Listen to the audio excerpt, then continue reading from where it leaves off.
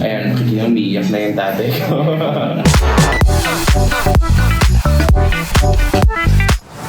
Ito naman, the Badminton Cup, the JM Canlas Badminton Cup, which we're doing in honor of my late brother, si JM, who was a badminton varsity sa Lasal Green Hills and also used to be a child actor and sadly passed away, tragically passed away 2 years ago. Nag-first Badminton Cup na kami last year to raise funds kasi we established this kulit organization that aims to help adolescents with their mental health, people na wala talagang chance to learn more about it.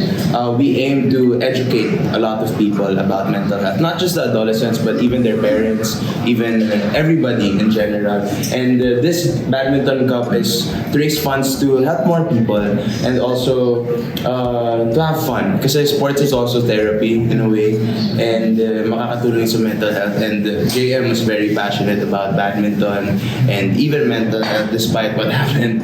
So gusto namin ipagpatuloy yung pagmamahal niya sa badminton and gamitin siya to help more people who especially are struggling with their mental health. So it's happening on March 29 and 30. This is the second Badminton Cup already and we aim to do this annually. So sana every year siya mangyari and every year mas lumaki kasi the more na lumaki tong event na to, the more na mawawala yung stigma and yung conversation around mental health na hindi tayo natatakot to talk about it kasi marami talaga sa atin either disregard siya as a fact that really happens and it's really all about healthcare. It's part of healthcare. Hindi lang siya bastang katang isip or nalulungkot lang yung tao. Like, as a family, especially with what happened with their family, instead of like sulking and everything, we wanna shift the perspective and instead of sulking, help more people instead. And ito yun, the JM Canlas Badminton Cup is our way of doing that. Madami, buong buhay. Other than that, like, syempre, bunso namin yan, right? And parang everything I was doing was for him, to make him study in a good school, matupad yung mga pangarap niya. But especially badminton, we played badminton almost more than once a week as a family, not just us.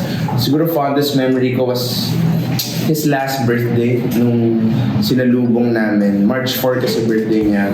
Tapos nung 2023, he was still around. March 3, he wanted to play badminton late at night. Tapos busy yung parents namin, busy yung kuya ko. So kaming dalawa lang naglaro.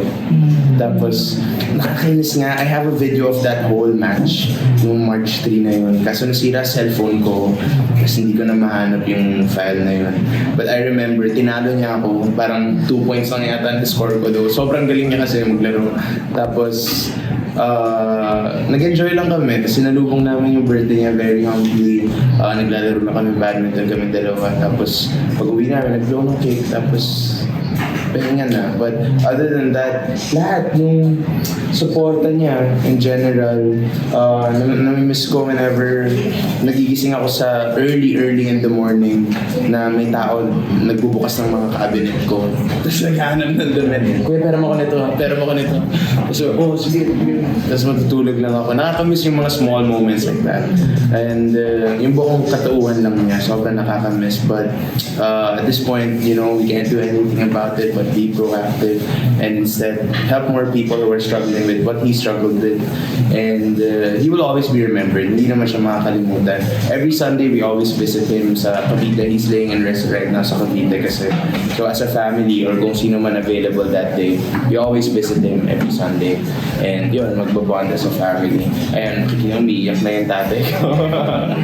Still coping. I think grief, in general, it never ends. Parang we've been seeing doctors, psychiatrists, trying to help us cope with this grief. But also, marami ring blessings bigla sa trabaho, not just with me, but my dad and my brother. Na we're busy din, and that's a good way of coping as well. But other than that, from the moment talaga na nangyari lahat, syempre we were grieving and all, but we were very passionate about this na, the Kulit organization. Nung birthday niya, sinalubong namin cake. Tapos pagka-strike ng 12, walang nangyari, umiiyak lang kami na. Yung parang iyak lang, pero I think it's nice. It's better that way na we get to express ourselves, our grief, and we have each other to take care of. So, okay naman, huwag kayong mag-alala guys. Okay naman kami. Lumalaban, and every day is a struggle, but also like the people that we meet along the way and the people that we spend time with along the way have helped us, therapize what we're going through, and tuloy lang yung laban for sure.